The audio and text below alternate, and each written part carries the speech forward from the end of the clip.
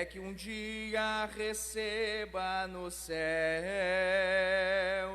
a coroa que me dará Deus. Glória a Deus, meus irmãos, glória a Deus. Nós estudaremos nesta manhã, daremos início, ao nosso estudo, a Escola Bíblica Dominical, a nossa primeira lição do nosso terceiro trimestre, que é a introdução aos livros proféticos. Lembrando aos irmãos que nesse trimestre nós estaremos estudando a lição que traz por tema Mensageiros de Deus em tempos de crise e de restauração, que são os profetas menores, os profetas menores. O tema é Mensageiros de Deus em tempos de crise e de restauração. Comentarista é o nosso pastor Walter Brunelli, que é o comentarista da nossa lição nesse terceiro trimestre. O nosso texto bíblico básico da nossa primeira lição, que é a introdução aos livros proféticos, vai estar registrado no livro de Deuteronômio, capítulo de número 18, do verso de número 18 até o 22, que diz assim: Eis que lhe suscitarei um profeta do meio de seus irmãos, como tu, e porei as minhas palavras na sua boca, e ele lhes falará tudo o que eu lhes ordenar. E será que qualquer que não ouvir as minhas palavras que ele falar em meu nome, eu o requererei dele.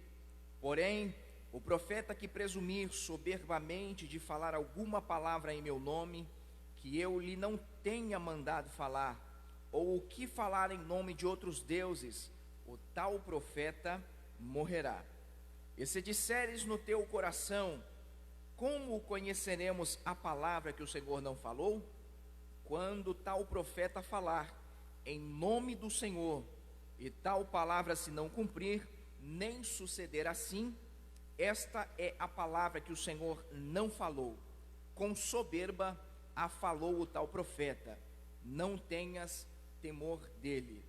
O nosso texto áureo está registrado no livro de Hebreus, capítulo 1 e o verso de número 1, que diz assim: havendo Deus antigamente falado muitas vezes e de muitas maneiras aos pais, pelos profetas, a nós falou-nos nesses últimos dias pelo Filho.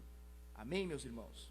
A nossa lição deste domingo tem como objetivo, saber que os profetas, eles tinham como ponto de partida os seus ministérios, as alianças abraâmica, sinática e davídica, O objetivo também de ser capaz de diferenciar os profetas orais dos profetas literários, e também compreender que a principal função do profeta era conclamar o povo ao arrependimento. Amém, meus irmãos? Eu quero convidar a nossa irmã Rafaela, que é nossa professora também da Escola Bíblica Dominical, e ela estará discursando nesta manhã, levando ao nosso entendimento a palavra de Deus. Amém? Nos coloquemos de pé, vamos pedir a graça e a bênção do Senhor nosso. Pai de amor e de bondade, ainda na Tua presença nós estamos. Iremos, Senhor, dar início nesse trimestre a esta lição, aonde nós estudaremos os feitos dos Teus filhos, os profetas.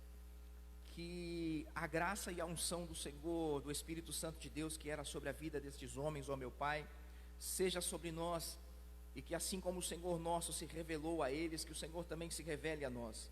Cada lição ministrada, Senhor, que seja uma cortina aberta da declaração e da revelação do Todo-Poderoso, Deus de Israel, e que as Tuas mãos, ó meu Pai, estejam sobre nós, os Teus ouvidos, Senhor, estejam atentos a tudo quanto nós falaremos nesta casa, nesta manhã, e que os meus irmãos, ó meu Pai, que participarão dessa escola bíblica, que possam estar com o seu coração aberto, com a sua mente aberta, e que sejamos o nosso entendimento, ó meu Pai, renovados através da manifestação da Tua palavra, para a glória, para a honra e para louvor do nome santo do Senhor Jesus Cristo. Eu te rogo nesta manhã, em o nome do Senhor nosso Deus. Amém, meus irmãos?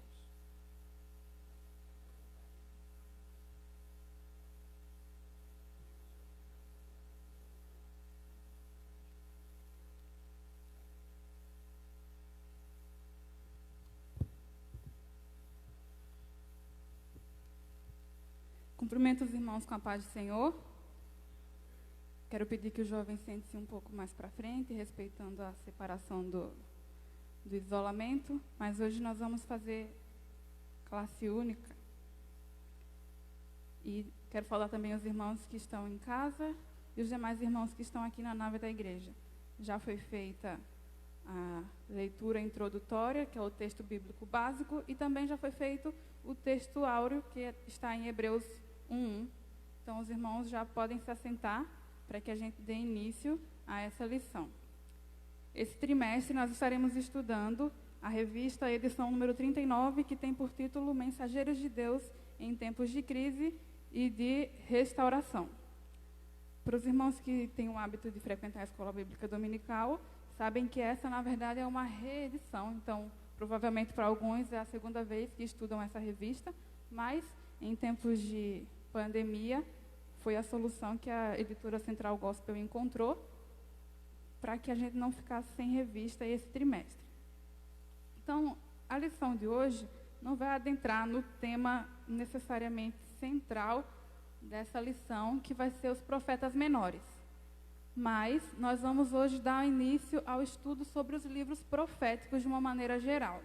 Primeiro, a gente tem que entender alguns pontos. Nós sabemos que a Bíblia ela é dividida em Antigo e Novo Testamento, mas, como a Bíblia não foi escrita em ordem cronológica, ela é separada por conteúdo. Então, primeiro nós temos os 5 primeiros livros da lei, de Gênesis a Deuteronômio. Depois, em seguida, nós temos os livros históricos. Quais são os livros históricos? São 12 livros, começando a partir de Josué e vai até Esté. Então, a gente tem 5 livros da lei, 12 livros históricos, e aí nós temos mais 4 livros poéticos: Jó, Salmos, Provérbios, Eclesiastes e Cantares. Na verdade, são 5 livros. E temos os livros proféticos. E nós vamos entender no decorrer da aula que esses profetas, eles foram divididos em profetas maiores e menores, mas não em relação à importância, ou porque eles eram profetas mais famosos, mais proeminentes, ou algo do gênero, mas em nível de escrita. Alguns deles deixaram mais conteúdo escrito e outros não. E os livros dos profetas maiores são 5 livros, apesar de serem apenas 4 profetas. Os 4 profetas maiores são Isaías, Jeremias, Ezequiel e Daniel. Mas por que são 5 livros? Porque Jeremias também escreveu o livro das Lamentações. Então, sendo assim, são 5 livros proféticos, dos profetas maiores. E os demais são chamados de profetas menores, totalizando 12 livros. Então, ao todos, amados, o Antigo Testamento ele é composto por 39 livros, divididos em lei, história, poesia e profecia. E nessa aula de hoje nós vamos dar início ao estudo dos livros proféticos. Vamos dar uma pincelada nos profetas maiores, mas dando mais ênfase ao estudo dos profetas menores. Amém?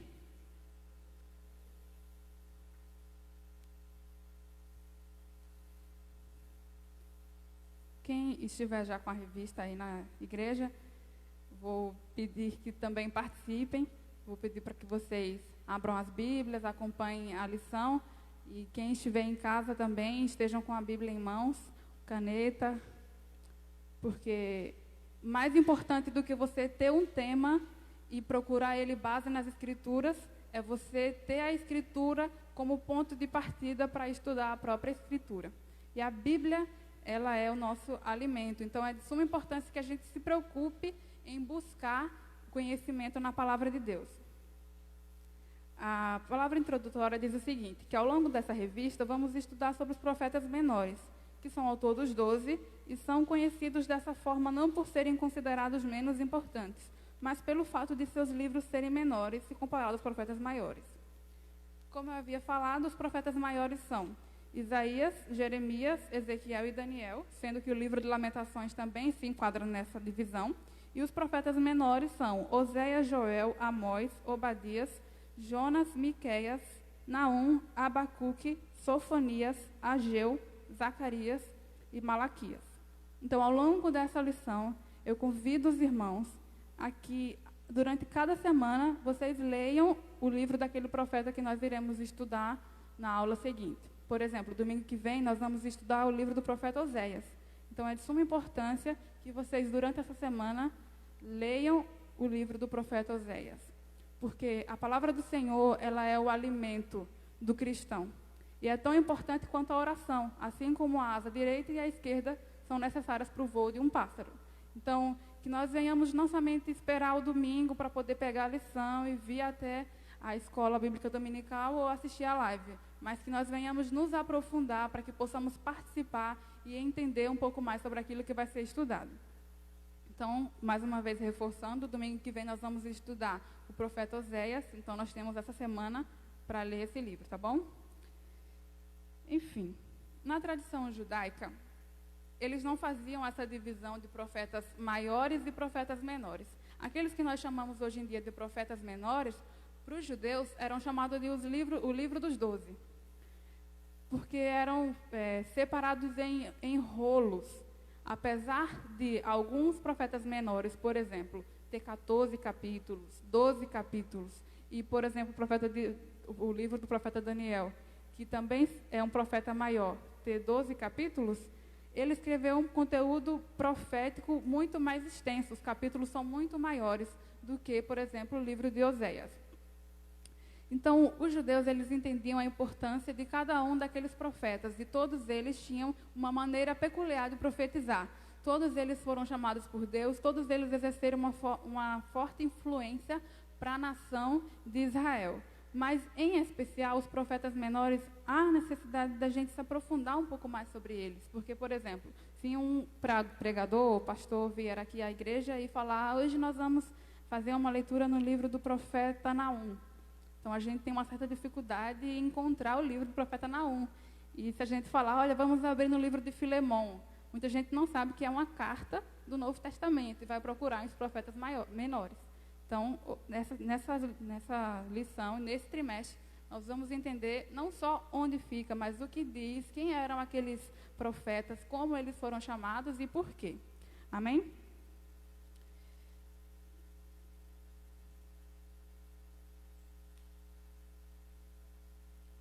Irmãos, o profeta no Antigo Testamento, ele era uma pessoa que falava por inspiração divina. A palavra profeta em si, ela significa porta-voz de Deus. Então, hoje a gente costuma ouvir muitas pessoas falando, eis que te digo, ou assim diz o Senhor. Mas muito mais do que um chamado, aqueles homens dedicavam sua vida ao ministério profético. Nós vemos que no Antigo Testamento havia até escolas de profetas. Então, era algo muito sério naquela época e não era como nos dias de hoje, em que o Espírito foi derramado e o dom de profecia também foi entregue a alguns. Mas, no meio de uma situação em que as pessoas estavam em crise, no meio em que as pessoas estavam vivendo uma apostasia na fé, Deus levantava um profeta, Deus levantava o seu porta-voz como um arauto para anunciar as suas palavras ao povo. O que é um arauto?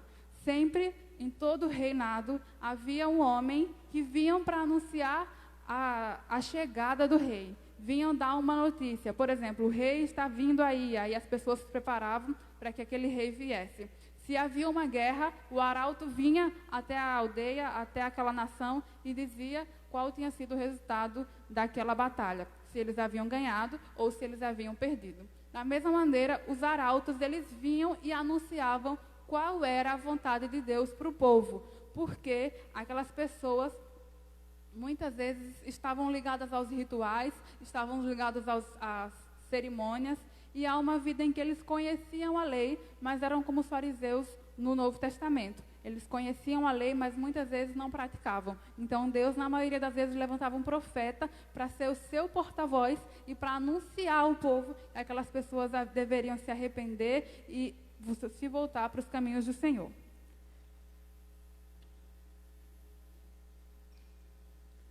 Como eu havia dito, o Antigo Testamento, ele não foi escrito em ordem cronológica. Inclusive, os profetas menores que nós vamos estudar, eles também não foram escritos em ordem cronológica. O primeiro livro dos profetas menores a ser escrito foi Joel, depois veio Jonas, Amós, Oséias, Miqueias, Naum, Abacuque, Sofonias, Obadias, Ageu, Zacarias e Malaquias. Para que a gente entenda um pouco de para quem aquele povo estava profetizando, porque embora alguns pareçam ter uma mensagem semelhante, na verdade, uns deles profetizavam para um povo e outros para outro. Nós sabemos que Deus entregou o reinado a Davi e, posteriormente, a seu filho Salomão, que foi o homem mais sábio da história. Mas, irmãos, todos vocês, antes da gente entender os profetas, a gente tem que entender uma coisa, que houve um momento em que Salomão morreu e o seu filho Roboão esteve em uma situação em que ele deveria agir com sabedoria e ouvir os anciãos do seu povo e assim perpetuar o reino que Davi e seu pai Salomão havia deixado. Nós conhecemos aquela passagem em que Jeroboão vem a Roboão e fala: olha, nós fizemos uma reunião com o povo e o seu pai havia nos oprimido severamente. Então, nós te pedimos que você alivia essas cargas tributárias, alivia o jugo que está sobre nós. E ele pede um tempo, Roboão pede um tempo para decidir o que iria acontecer. E ele ouve dos anciões, dos sábios, amigos do seu pai, que ele deveria fazer o que aquele povo queria, porque ele iria receber assim o temor do povo e o respeito. Mas, ao invés disso, sabemos que ele escuta o conselho dos seus amigos jovens e acaba aumentando ainda mais a carga e a opressão ao povo. É nesse momento em que Roboão diz assim ao povo: olha, o meu pai castigou vocês com açoites e eu vou castigar vocês com açoites e escorpiões. Ou seja, a imprudência daquele homem que não ouviu a voz de Deus, não ouviu a voz dos sábios, e sim ouviu os conselhos dos seus próprios amigos, que não tinham a experiência do reinado nem a sabedoria, fez com que o reino de Israel, uma nação poderosa, fosse dividido. E naquele tempo, um reino dividido era sinal de fraqueza. Então, as 12 tribos de Israel foram divididas em 2 reinos: o reino do norte e o reino do sul. O reino do norte era composto por 10 tribos, e o reino do sul ficou com a descendência de Davi, que foram as 2 únicas tribos que seguiram a Roboão, que foi o reino de Judá e a tribo de Judá e a tribo de Benjamim. Então vejam, nesse momento, quando houve a divisão do reino, as tribos se dividiram: 10 para o reino do norte, onde ficou conhecido como o reino de Israel, com a sua capital Samaria, e 2 tribos se tornou o reino do sul, que era por nome do país, ou do poder do reinado, Judá, sendo a capital Jerusalém. Nós sabemos que o templo ficava onde? Onde ficava o templo que Deus orientou para que Salomão construísse? Em Jerusalém. Então, se o templo ficava em Jerusalém, e ali era a casa onde Deus disse que colocaria o seu nome, as 10 tribos que havia se rebelado para o norte, havia ficado sem o acesso ao templo. E o que o rei Jeroboão resolveu fazer para não perder seus seguidores, para que as pessoas não voltassem a se unir com o reino do sul? Ele mandou construir um outro templo semelhante ao de Jerusalém, mas Deus não havia mandado Jeroboão construir outro templo. Sendo assim, ele se rebelou contra Deus. Ele construiu até imagens de escultura no templo que deveria ser o templo do Senhor. Então vejam, o reino do norte começou uma sequência de apostasia. Em todos os reis da história de Israel, depois de Jeroboão, não teve um rei que se voltasse ao Senhor, que o seguisse, que levasse o povo a se arrepender e adorar somente ao Senhor. Porém, no reino do sul, apenas aquelas 2 tribos que continuaram adorando no templo, volta e meia, apesar deles terem alguns reis iníquos, eles tiveram bons reis, que os levaram a se voltar para o Senhor. A exemplo disso, temos o rei Asa, o rei Josafá, o rei Uzias, a qual Isaías fala no seu capítulo 6. Então, vocês percebem que nessa divisão dos reinos, o reino do norte se voltou para a idolatria, completamente. E o reino do sul, embora eles tivessem recaídas, eles sempre tinham um rei levantado por Deus que os levava ao arrependimento. E nesse meio termo, tanto quanto para o reino do norte, quanto para o reino do sul, por causa da sua promessa feita a Abraão, Deus levantava sempre um profeta. Um profeta para anunciar aquele povo sobre a vida que eles estavam vivendo, se estava ou não em conformidade com a lei que o Senhor tinha deixado a Moisés.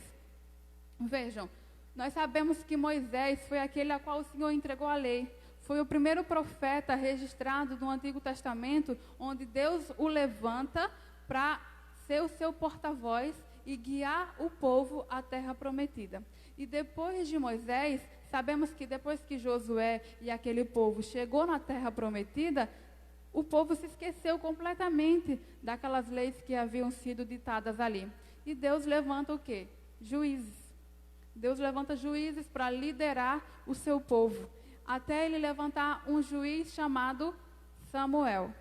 Ele foi um dos profetas mais proeminentes do Antigo Testamento. E ele tinha um triplo ministério. Ele tinha a unção de rei, porque foi ele que ungiu o primeiro rei, o rei Saul.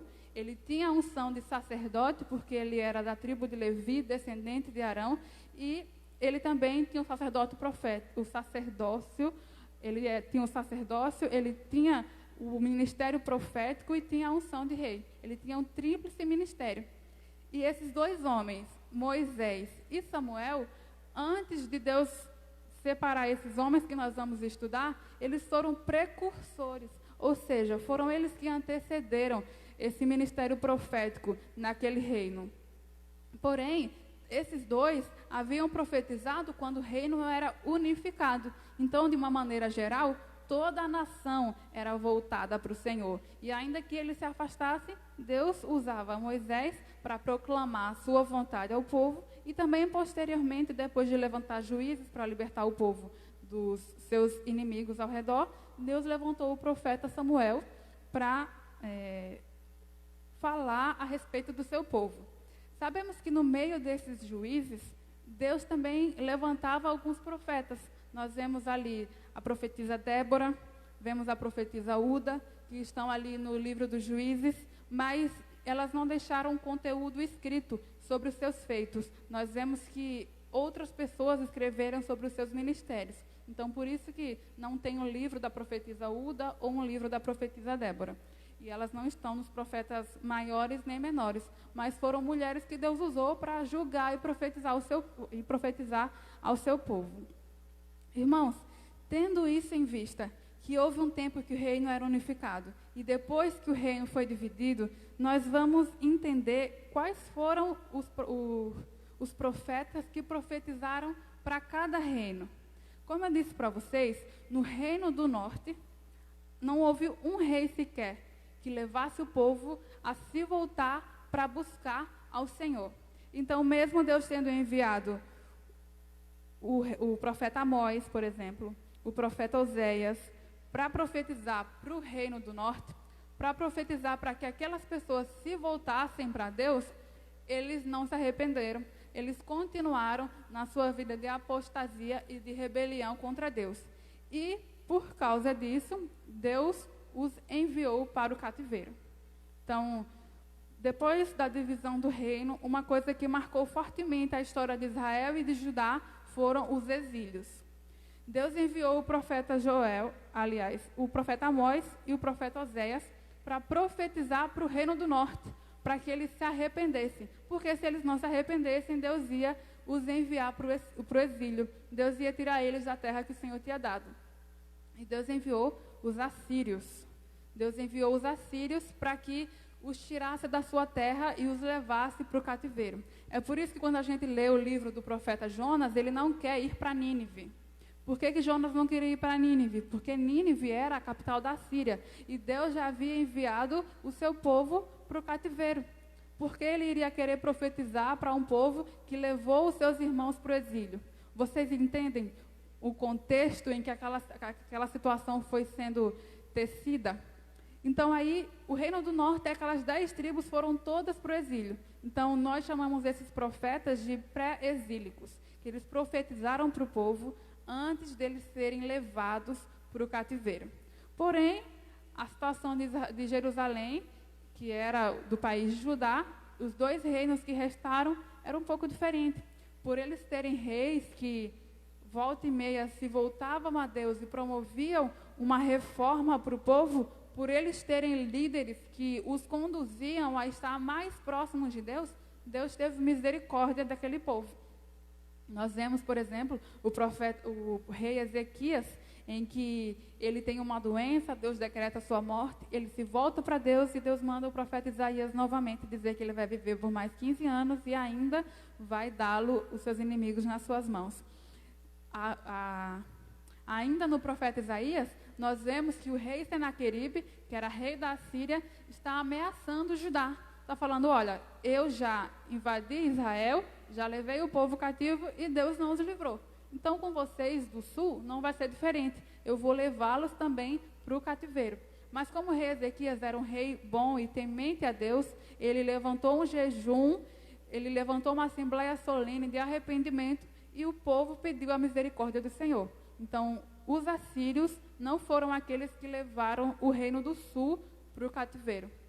Mas, antes de haver um outro cativeiro para esse reino, já que não foi os assírios que os levaram, alguns profetas de Deus se levantaram no meio deles para proclamar o arrependimento, para impedir que eles fossem retirados da sua terra. Alguns desses profetas, como por exemplo, nós temos o profeta Joel, que é um dos profetas menores, temos o profeta Miqueias, o profeta Abacuque, o profeta Sofonias, e dos profetas maiores nós temos o profeta Isaías, que veementemente falava ao povo para se voltar contra Deus, para se arrepender e para buscar ao Senhor, senão eles seriam levados para o cativeiro. Porém, mais uma vez, aquele povo não se voltou totalmente para o Senhor. Eles eram inconstantes. Eles vinham ao Senhor quando um rei bom se levantava, aquele rei morria e era mesclado entre um rei bom e um rei mau. Quando o rei mau se levantava, as pessoas seguiam seu rei mau, adoravam outros deuses, construíam altares nos altos, e isso era abominação ao Senhor. Então Deus levantava profetas para ordenar aquele povo que se arrependesse dos seus maus caminhos e viesse buscar ao Senhor. Aquele povo não se converteu totalmente a ponto de manter o seu coração firme no Senhor, e o Senhor enviou os babilônicos, os caldeus, para levá-los para o cativeiro. Então vejam, eu falei para vocês da divisão de Israel entre Reino do Norte e Reino do Sul. O Reino do Norte foi levado para a Síria, e lá foi desfeito aquele reino, porque nem no cativeiro eles se voltaram para o Senhor. Mas o reino de Judá, que era de onde viria a Cristo, que era da descendência de Davi, Deus preservou aquela nação, porque Deus vela pela sua palavra para cumprir. E apesar daqueles homens terem sido levados para o cativeiro, Deus levanta profetas no meio do cativeiro para que eles se arrependessem e perseverassem para que o Senhor os trouxessem de lá. Por exemplo, dos profetas maiores, Ezequiel, Jeremias e Daniel profetizaram ao mesmo tempo. Mas por que o conteúdo deles três era diferente? Se Isaías havia profetizado antes do cativeiro da Babilônia. Porque Ezequiel, ele foi um dos que foi levado primeiro para o cativeiro. Então, digamos que no começo de Ezequiel está escrito que ele estava profetizando às margens do rio Quebar. Aquele rio ficava na Babilônia, era como se fosse uma região onde estavam todos os exilados de Judá. E no meio da Babilônia, Deus suscita o profeta Ezequiel para profetizar para o povo exilado, para que eles tenham filhos, se casem e plantem e colham, para que eles sobrevivam naquela terra, que eles vão ficar ali por um cativeiro, mas que o Senhor não vai os desamparar.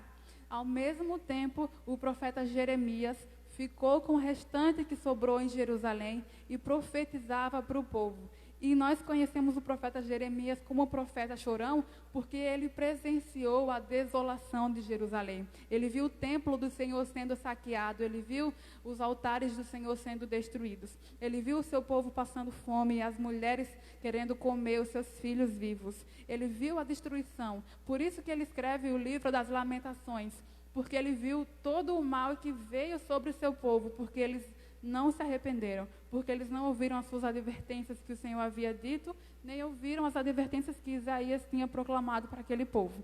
E ao mesmo tempo, nessa mesma época, a gente tem o profeta Daniel, que estava lá na Babilônia, mas entre os nobres, proclamando a boa nova do Senhor, recebendo as visões do Senhor e ao mesmo tempo calculando qual seria o número de anos que o Senhor havia de deixar aquele povo ali.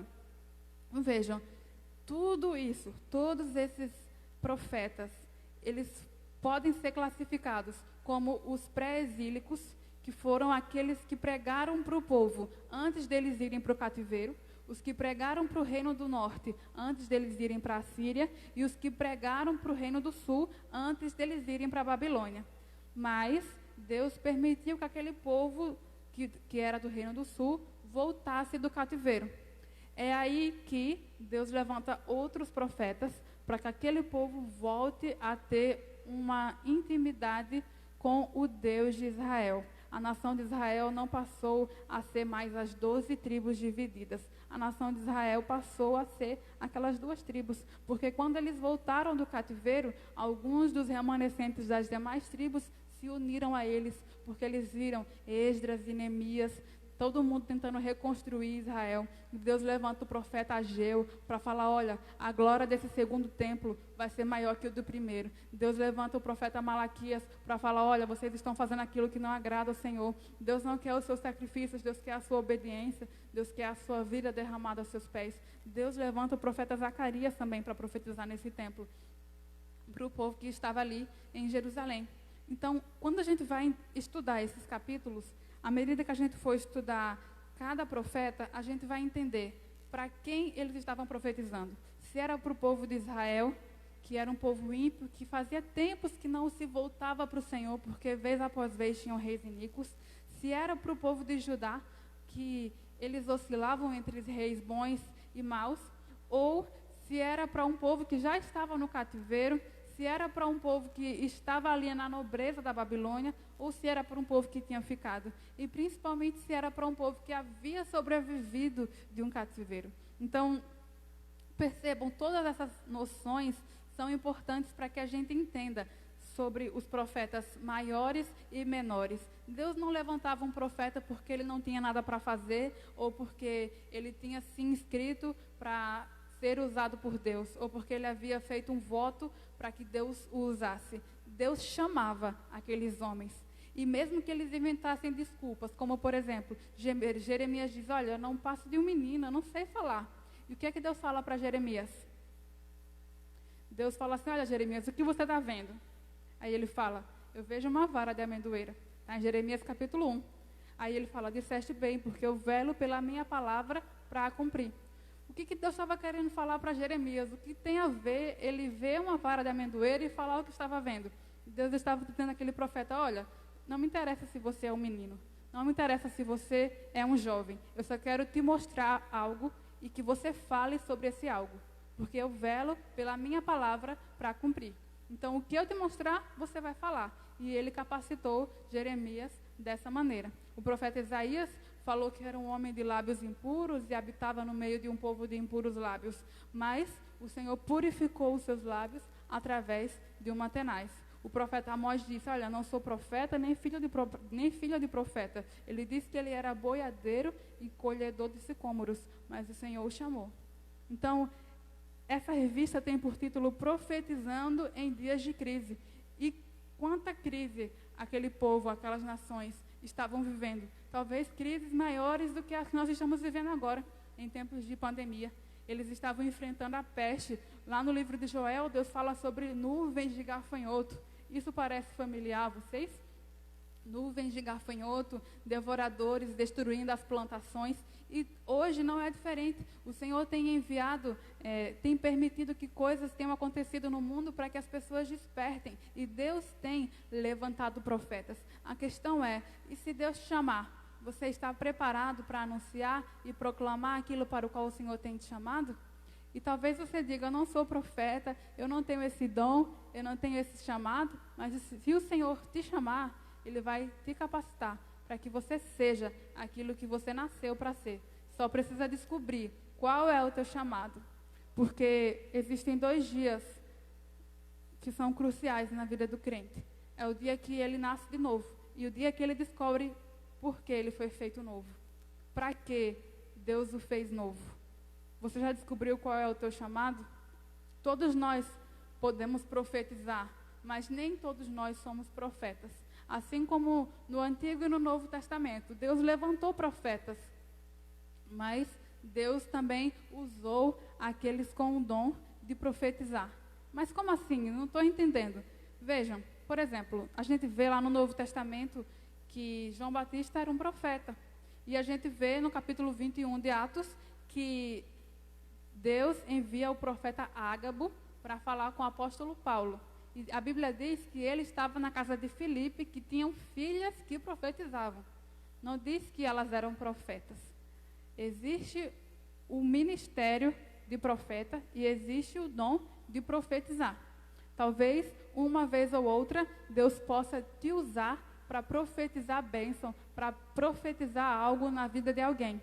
Lembrando, irmãos, que a Bíblia fala que existem 3 tipos de profecia, ou para exortar, ou para edificar, ou para consolar. Então, que nós venhamos ter cuidado se estamos de fato sendo usados por Deus para ser porta-voz de Deus na vida de alguém.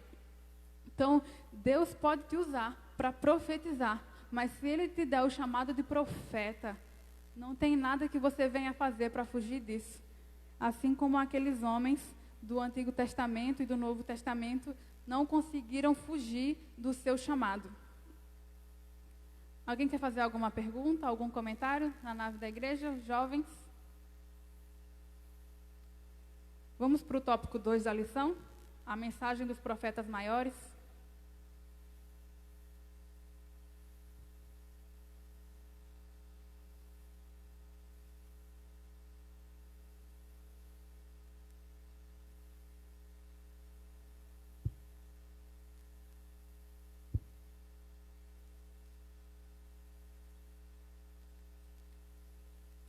Nem sempre o povo se lembrava da orientação de Deus registrada no livro da lei. Por isso, com frequência, ele cometia transgressões. E as piores eram cometidas pelos reis e pelos sacerdotes. Eles tinham mais obrigação do que o povo de conhecer as instruções divinas. No entanto, eram os que mais erravam. O profeta expressava sua indignação contra os erros, chamando o povo de volta para o Senhor. Então, irmãos, alguém sabe a diferença entre sacerdote e profeta?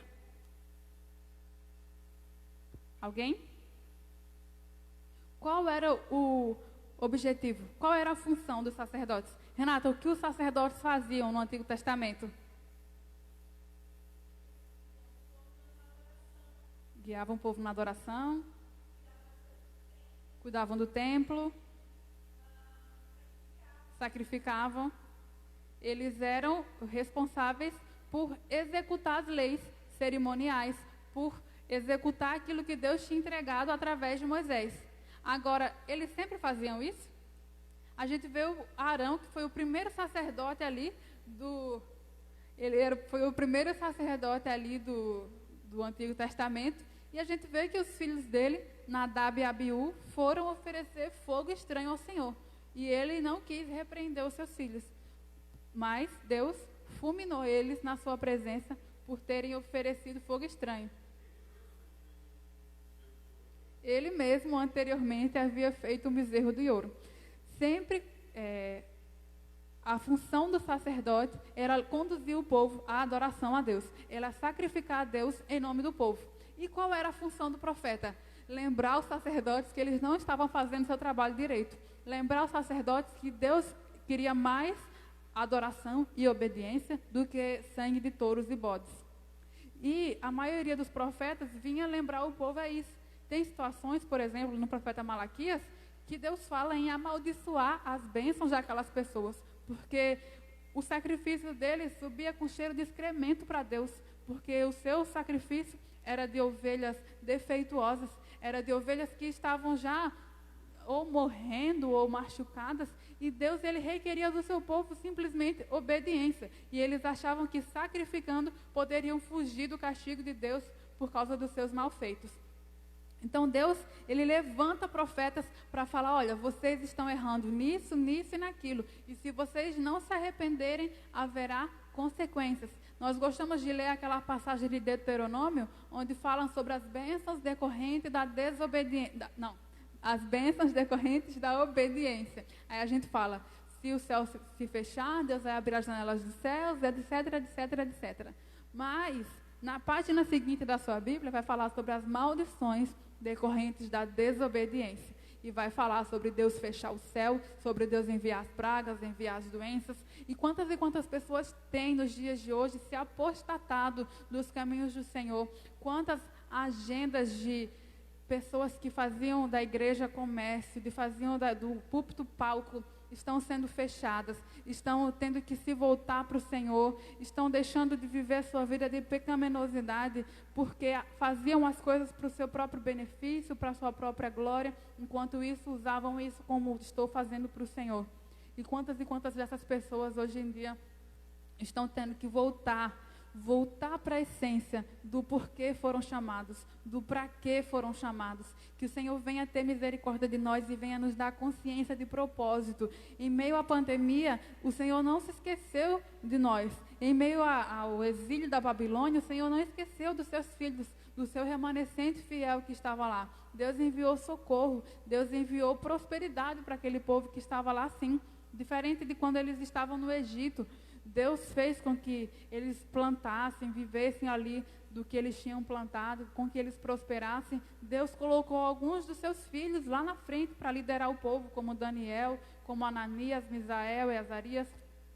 Deus levanta profetas em meios de crise, seja no cativeiro, seja na pandemia. Você tem sido boca de Deus no seu tempo? Você tem usado as suas redes sociais para proclamar bênção ou maldição? Você tem chamado as pessoas ao arrependimento e a se voltarem para buscar o Senhor teu Deus? Ou você tem sido um espalhador de más notícias? Ou você tem usado tudo isso como se fosse uma visão fatalística, como se fosse algo que Deus estivesse perdido o controle, como se o diabo estivesse causando isso e Deus estivesse de braços cruzados? Deus continua sentado, soberano em seu trono. No ano em que o rei Uzias morreu, Isaías viu o Senhor assentado no mais alto e sublime trono. Não importa quão bom aquele rei tenha sido e quão próspero ele tenha feito Israel e Judá se tornarem. Isaías viu que o Senhor continuava assentado no mais alto e sublime trono. O Senhor continua assentado no mais alto e sublime trono. E Ele não está apático com a nossa dor. Ainda que as lutas venham, ainda que alguns de nós venham ser contaminados pelo coronavírus, ainda que alguns de nós venhamos perder bens ou algo do gênero, não significa que Deus nos esqueceu, não significa que Deus está apático à nossa dor. Vejam quando Jesus conta aquela parábola de quem construiu a sua casa na rocha e quem construiu a sua casa na areia. Os dois construtores, vieram a chuva, transbordaram os rios, sopraram os ventos. Então, não é porque eu sou cristã que eu estou imune ao coronavírus, não é porque eu sou cristã que eu não posso ser atingida. Eu posso sim. A chuva, o vento e a tempestade veio sobre quem edificou a casa, sobre a rocha também. Mas a diferença é, se a nossa rocha for Cristo, ainda que a nossa carne venha a padecer, ainda que os nossos bens venham se perder, nós confiamos em uma pátria que não está aqui. Nós servimos a um Deus que está nos céus e o seu reino não tem fim. Quando o profeta Daniel teve aquela visão de uma pedra que esmiuça a penha, nós cremos naquele que foi feito Rei dos Reis e Senhor dos Senhores. Então não há por que nós temermos. Temos sim respeitar a separação, temos sim que tomar todos os devidos cuidados, mas não devemos viver como se a nossa vida acabasse aqui e agora. Aqui somos apenas peregrinos, somos apenas atalaias, arautos, profetas de Deus, falando sobre um reino que virá, falando sobre uma vida que ainda virá. Que nós venhamos derramar o nosso coração na presença do Senhor, para que muito mais que estudar sobre os profetas, nós sejamos também porta-voz de Deus, anunciar as boas novas da salvação, anunciar que o Senhor voltará, anunciar que Deus é Senhor sobre o coronavírus, que Deus é Senhor sobre a crise, que Deus é Senhor sobre as enfermidades, que Deus é Senhor sobre a morte, porque Jesus ressuscitou dentre os mortos. Amém, irmãos? Então, como eu havia comentado com vocês sobre os profetas maiores, a maioria deles profetizaram em épocas simultâneas. O profeta Isaías, por exemplo, ele é chamado de mini-bíblia. O profeta Isaías, ele tem 66 capítulos, sendo que 39 capítulos, assim como o Antigo Testamento tem 39 capítulos, falam sobre advertência, sobre os erros do povo, sobre o juízo que virá sobre o povo. E os 27 últimos capítulos de Isaías, assim como os 27 capítulos do Novo Testamento, falam sobre as profecias messiânicas, sobre a restauração. Enquanto no começo fala sobre crise, sobre destruição, sobre juízo, a segunda parte fala sobre restauração, sobre esperança, sobre messiandade. É por isso que o profeta Isaías é considerado um dos maiores profetas messiânicos, porque ele apresenta Cristo não só como restaurador de Israel, não só como um rei que virá para remir o seu povo, mas também como um servo sofredor. Isaías 53 tem uma das passagens mais, ao mesmo tempo, assustadoras e gloriosas sobre Cristo, sobre aquele que seria traspassado, sobre aquele que seria dilacerado, sobre aquele que seria ferido. Mas o castigo que nos traz a paz estava sobre ele, e pelas suas pisaduras nós fomos sarados. Somos mais que vencedores em Cristo. Aquele mesmo Cristo que Isaías profetizou 700 anos antes de Cristo vir ao mundo. Aquele mesmo Cristo que o salmista Davi já havia cantado. Aquele mesmo Cristo que Moisés havia prefigurado. Aquele mesmo Cristo que seria descendência de Adão. Aquele mesmo de Abraão. E aquele mesmo Cristo que seria a semente da mulher que Deus falou para Adão. Desde o início da história da humanidade, o Senhor já havia prometido Cristo. Então, quando nós formos estudar a lei, a história, a poesia e principalmente a profecia, procurem Cristo. Usem um marcador, uma caneta, procurem as profecias que falam a respeito de Cristo. O Novo Testamento, principalmente o evangelista Mateus, ele vai falar sobre diversas promessas que se cumpriram em Cristo e que foram preditas nos dias antigos, através dos profetas. Então, tem gente que acha, mas é tão chato estudar o Antigo Testamento. Você acha chato estudar sobre Cristo? Tudo aquilo que foi dito a respeito dele se cumpriu. Então, como a gente vai entender a gloriosidade daquilo que Cristo viveu, se a gente não entender que aquilo já foi predito há muito e muito, muito tempo atrás? Ele é, o que era e o que há de vir. Cristo é o mesmo Deus que estava no princípio com Deus. Como João fala, no princípio era o Verbo. Quando a Bíblia fala, no princípio criou Deus os céus e a terra, nesse princípio Cristo também estava. Então nós temos que encontrar Cristo, tanto nos profetas maiores, quanto nos profetas menores. O tópico 2.2.2 vai falar acerca de Jeremias, que profetizou no tempo do rei Josias e também do rei Zedequias. O rei Zedequias foi levado cativo para a Babilônia, na grande invasão de 586, e sofreu muita oposição por causa dos seus avisos. Alguém sabe como foi que o profeta Isaías morreu? Meu esposo fez um gesto ali de cerrado ao meio. Exatamente. Muitas vezes a gente diz, eu sou o porta-voz de Deus, e acha que vamos ganhar curtidas nas nossas lives, vamos ganhar seguidores no Instagram, mas muitas vezes o que nós podemos ganhar é perseguição, afronta e até morte. Mas se for pela causa de Cristo, seremos ressuscitados com um novo corpo. O profeta Isaías, ele foi um homem que mais profetizou no Antigo Testamento sobre a vinda do Messias. Morreu sem alcançar a promessa, mas quando Cristo ressuscitou, ele viu Cristo assunto aos céus. assim como todos aqueles que morreram sem alcançar a promessa de ver a Cristo, quando Cristo ressuscitou, quando no Novo Testamento fala que os mortos ressuscitarão primeiro, aqueles que dormiram em Cristo ressuscitarão primeiro.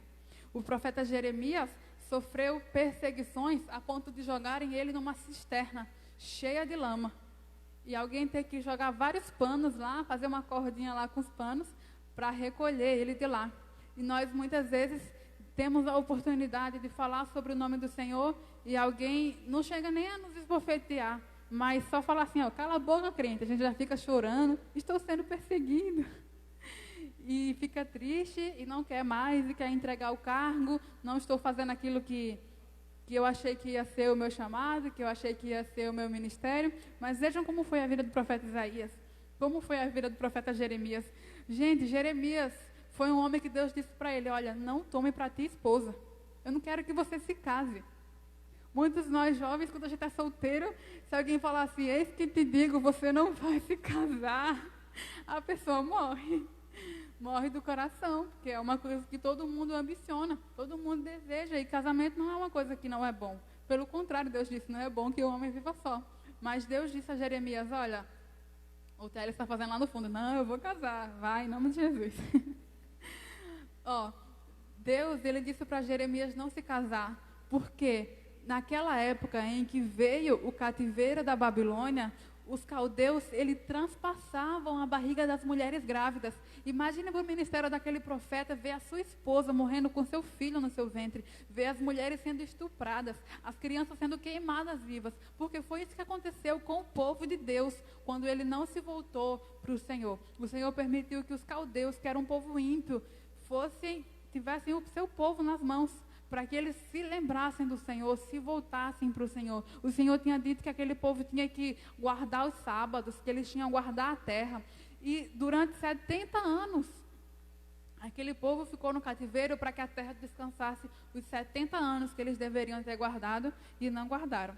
E o profeta Ezequiel, todo mundo conhece por causa da visão do vale de ossos secos. Mas ninguém sabe que Deus fala assim para o profeta Ezequiel, olha, você vai perder a sua mulher.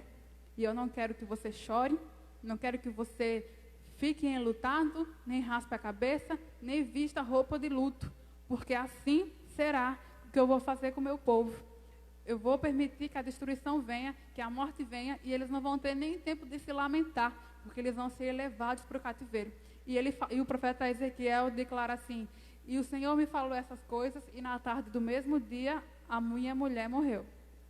Então vejam, aqueles profetas não agiam somente de falar, eles viviam na pele aquilo que eles estavam pregando. O profeta Oséias, por exemplo, dos profetas menores, Deus pediu para ele se casar com uma mulher da vida, para simbolizar o seu relacionamento com Israel. Deus era um Deus fiel, e Israel havia se prostituído com outros deuses. E assim Deus usou o profeta e falou assim, olha, eu vou te fazer se apaixonar por ela, ter filhos por ela, e ela vai ir atrás de outros deuses, assim como o meu povo foi atrás de outros deuses.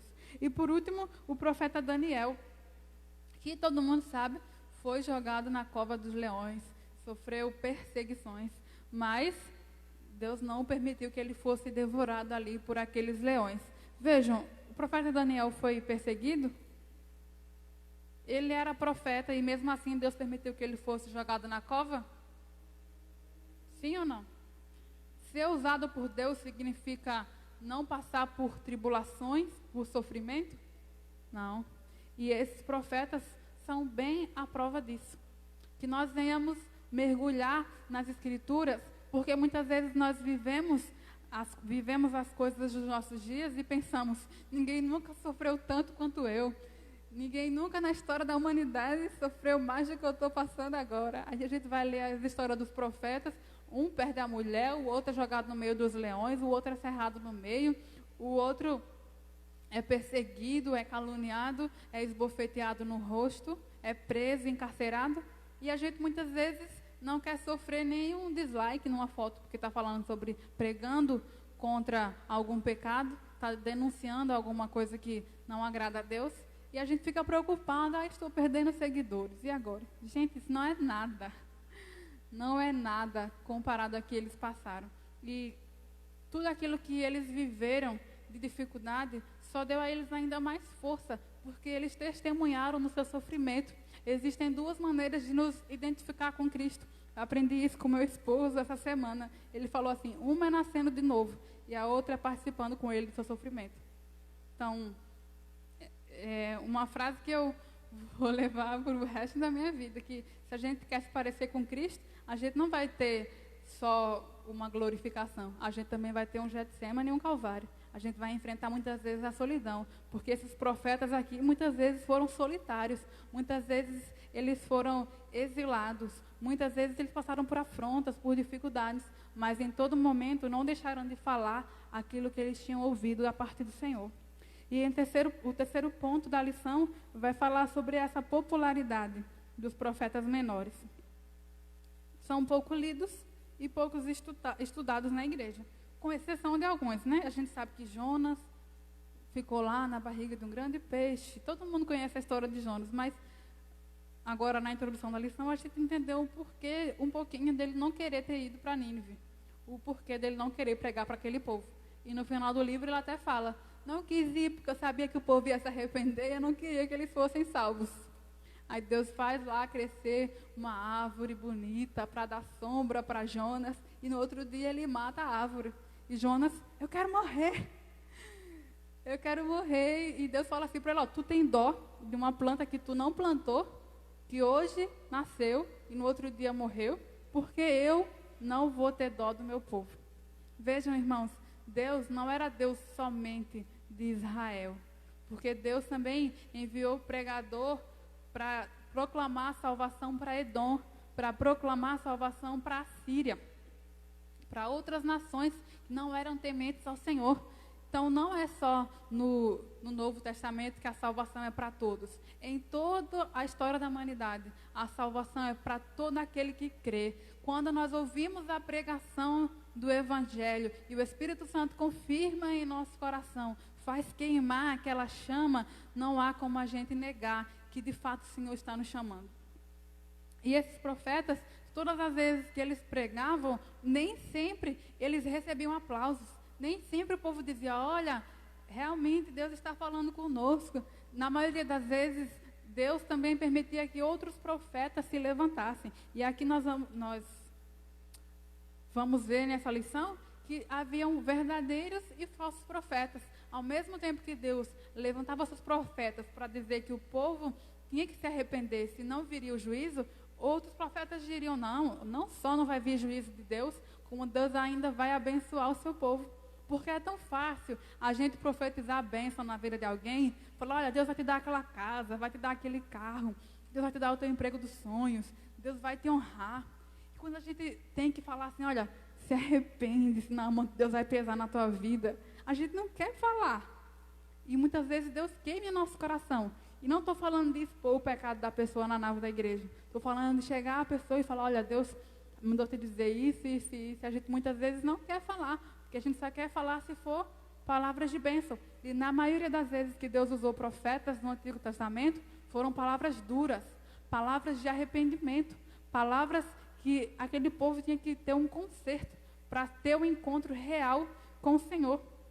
O profeta Oséias fala sobre o conhecimento de Deus em Oséias 4:6. E aquele conhecimento de Deus, ele estava pregando para um povo que tinha recebido a lei, que tinha recebido não só os 10 mandamentos, mas as 613 leis. Era o povo que mais tinha regras em toda aquela existência. E ao mesmo tempo eles não conheciam a Deus. Eles sabiam as leis sobre Deus, mas não tinham intimidade com Ele. Vejam, não importa o quanto a gente conheça a palavra de Deus, a gente tem que estudar não para saber, mas para conhecer, para saber quem é esse Deus a qual nós estamos servindo e o que Ele requer de nós. E eu vou falar para vocês que todas as vezes que eu leio a Bíblia, eu sempre encontro erros. E todas essas vezes são em mim. Eu percebo coisas que eu preciso mudar. Eu percebo coisas que eu tenho que me arrepender. Eu estou, como muitas vezes eu falo, choramingando igual Jeremias. Ah, Senhor, porque o Senhor fez isso? E o Senhor me leva a ver a vida de grandes homens de Deus que padeceram por causa da palavra. Que padeceram porque simplesmente estavam cumprindo o seu chamado ministerial. O profeta Joel também nós conhecemos porque ele fala do derramamento do Espírito. Nós sabemos aquele famoso texto, né? Nos últimos dias derramarei o meu Espírito sobre toda a carne, os vossos filhos e vossas filhas profetizarão. E muitas vezes a gente só conhece esse único texto. Não conhece as profecias que ele fala a respeito das pragas que viriam sobre o povo se eles não se voltassem para o Senhor. E no profeta Malaquias a gente só conhece por causa daquele texto de 3:10, onde ele fala para trazer os dízimos à casa do tesouro. E muitas vezes esse é o único texto de Malaquias que a gente conhece. E a gente só sabe que é de Malaquias porque é só ir achar Mateus e voltar a um livro. Mas creio que até o final dessa lição nós iremos saber exatamente onde ficam esses profetas, como eles foram chamados, por quê, para quê, qual era o objetivo central do seu ministério e, principalmente, nós vamos entender qual é o nosso papel hoje, como profetas de Deus, em tempos de crise. Porque a palavra, ela primeiro tem que ser estudada, mas ela tem que ser principalmente aplicada. Não importa quanta teologia eu tenha, quanto conhecimento eu tenha. Se eu não viver 1% daquilo que eu não sei nada. Então, que o Senhor venha falar ao nosso coração, que o Senhor venha nos fortalecer. Queria perguntar se alguém tem alguma dúvida, quer fazer algum comentário. Wagner? Fale agora, ou cale-se para sempre. Não, ninguém? Irmãos, primeira vez que eu falo numa live, estou muito nervosa, por isso que eu falei rápido e gaguejei, peço desculpa aos irmãos, e eu agradeço a presença de todos. Eu vou pedir para o pastor Rafael ou o irmão Maicon dar a conclusão da aula, por favor. Eu agradeço a oportunidade.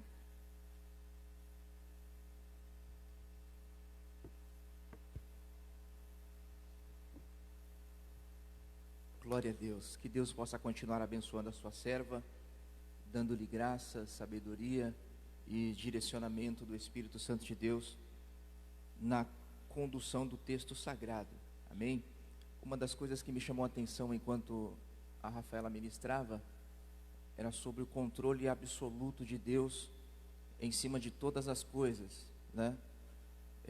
Os irmãos atentos à aula viram que na sua fala ela disse que os profetas, eles falavam das circunstâncias e das ocasiões que estava acontecendo com a nação de Israel, por conta da desobediência e da transgressão às leis dadas por Deus a Moisés, né?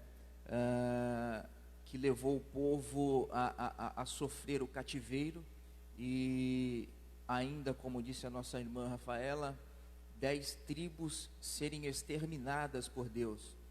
Eu confesso, eu sempre digo isso, quando eu estudei essa parte das tribos, eu nunca tinha tido a noção e saber que quando Deus leva o povo de Israel ao cativeiro, Ele exterminou essas 10 tribos do norte.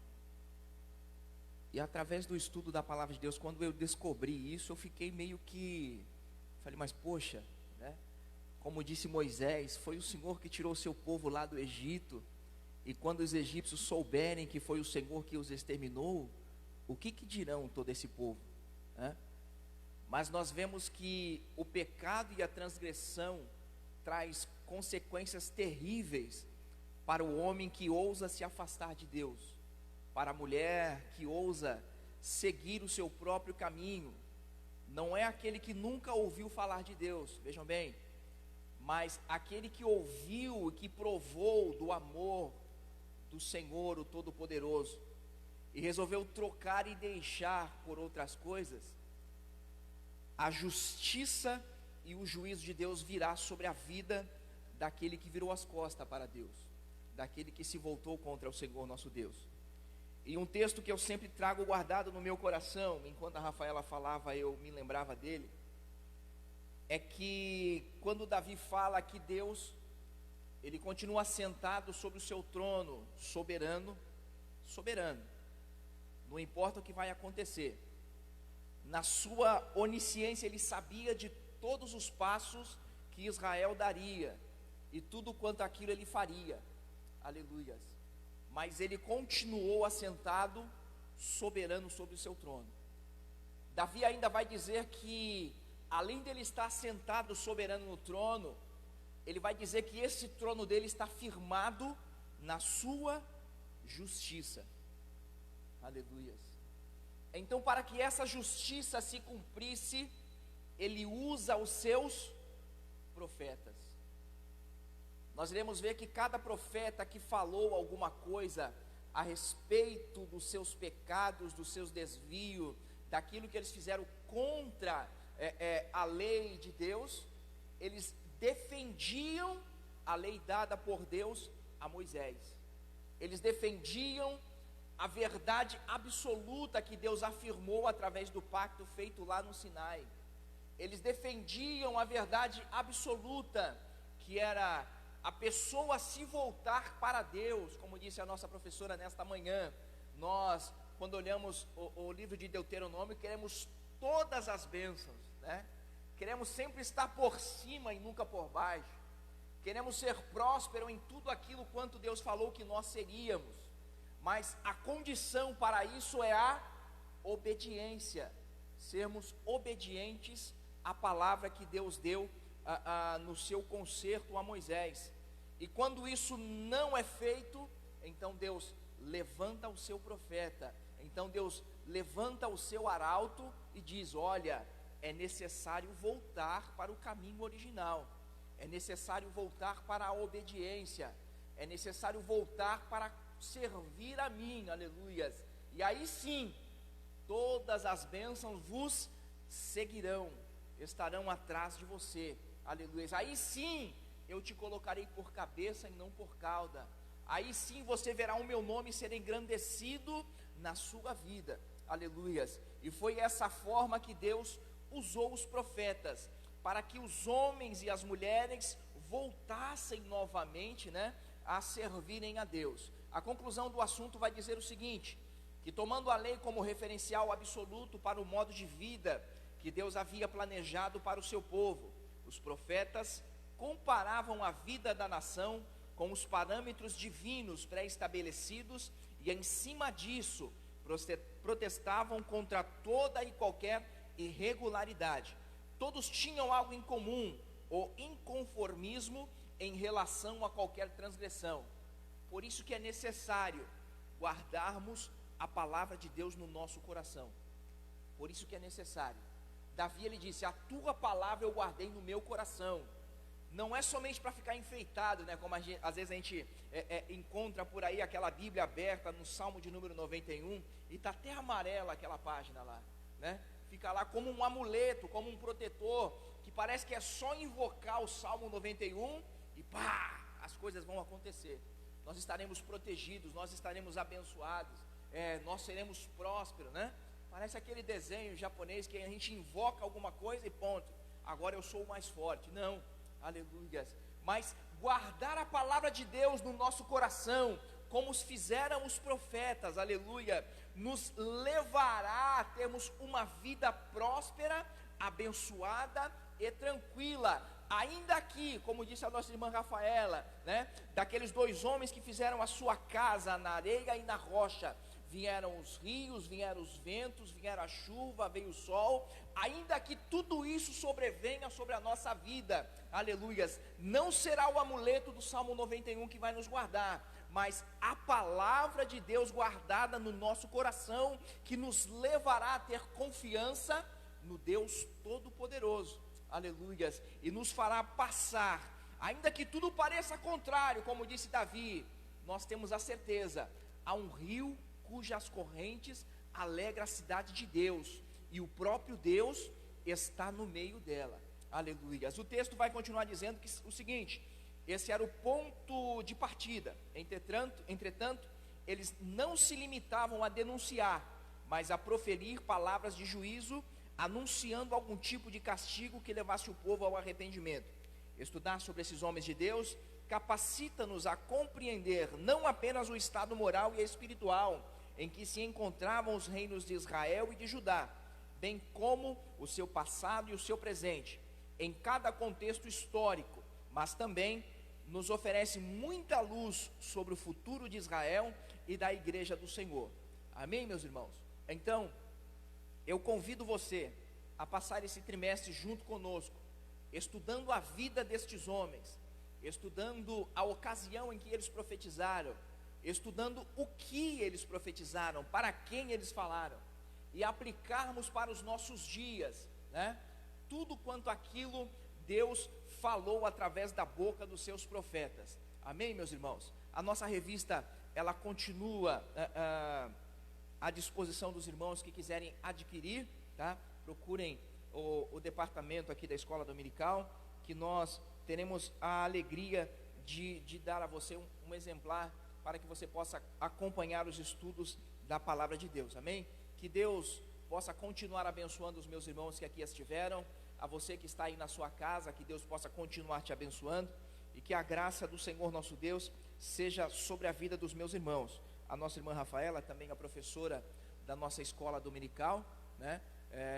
Que Deus possa continuar dando graça a você, sabedoria, direcionamento, que o Espírito Santo de Deus possa continuar se revelando a você através das suas escrituras. Amém? Lembrando aos irmãos que hoje, às 18h30, nós teremos o nosso culto, dando continuidade à semana Wow Week, né? Que é com os nossos adolescentes. Ontem tivemos um culto abençoado de abertura nesta casa, e durante toda a semana serão tratados assuntos a respeito dessa semana Wow Week, tá? Então hoje você é o nosso convidado para estar conosco, tanto presencial quanto online, lembrando sempre, né, que seguindo as determinações aí do nosso, dos órgãos competentes do Ministério da Saúde, a nossa igreja está separada, esperando você, né? O uso da máscara, o álcool gel temos lá embaixo, amém? Os irmãos que vierem, venham equipados, né? Para juntos adorarmos ao Senhor nosso Deus. Você que não puder estar aqui, os nossos irmãos que são do grupo de risco, os idosos, as crianças que ainda não podem estar junto conosco, nós estaremos online transmitindo a programação do culto desta noite, e temos a absoluta certeza que o Senhor nosso Deus fará grandes coisas em nosso meio, amém? Justificando o nosso pastor André, que não está conosco, não está bem de saúde. O pastor Ronaldo também, ele telefonou agora pela manhã, diz que não está bem de saúde também. E o nosso pastor Gideon, que está com sua família em viagem, mas temos a certeza que estará conosco à noite, amém? Continuemos orando uns pelos outros, né? Para que Deus possa continuar trabalhando em nossas vidas. Nós vamos nos colocar de pé, vamos fazer a leitura do nosso texto áureo.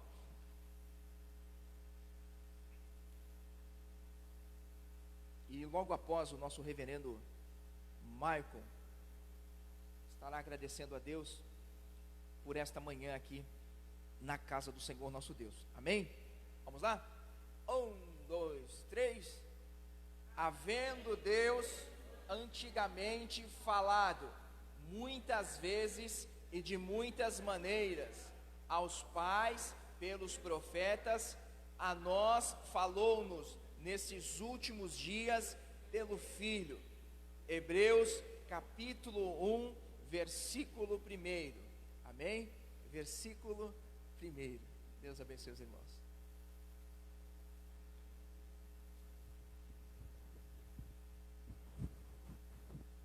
Glória a Deus. A paz do Senhor, meus irmãos. Oremos. Senhor Deus e maravilhoso Pai, divino Espírito Santo de Deus, nós te agradecemos pela oportunidade de poder estar na sua casa nesta manhã.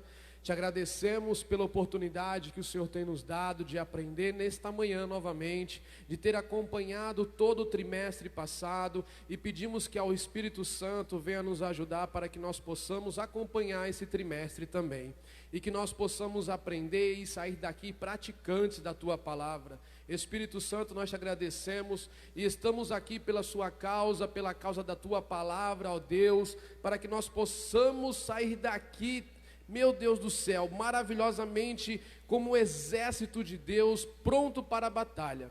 Quero te agradecer, Espírito Santo, e também te apresentar o nosso dia de hoje, o nosso domingo, e que nós possamos estar aqui presente novamente logo mais à noite para te adorar, juntamente com os adolescentes. Nos leve em paz, que nós venhamos ter um domingo abençoado em família. Eu te louvo e te glorifico em nome de Jesus. Amém.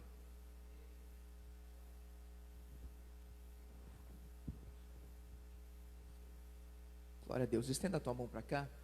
Que o grande amor de Deus, a graça de nosso Senhor e Salvador Jesus Cristo, a comunhão do amigo doce e eterno Espírito Santo, sejam sobre todos os meus irmãos, não só hoje, mas para todos sempre, que todos possam dizer juntos, amém. Vão em paz para suas casas.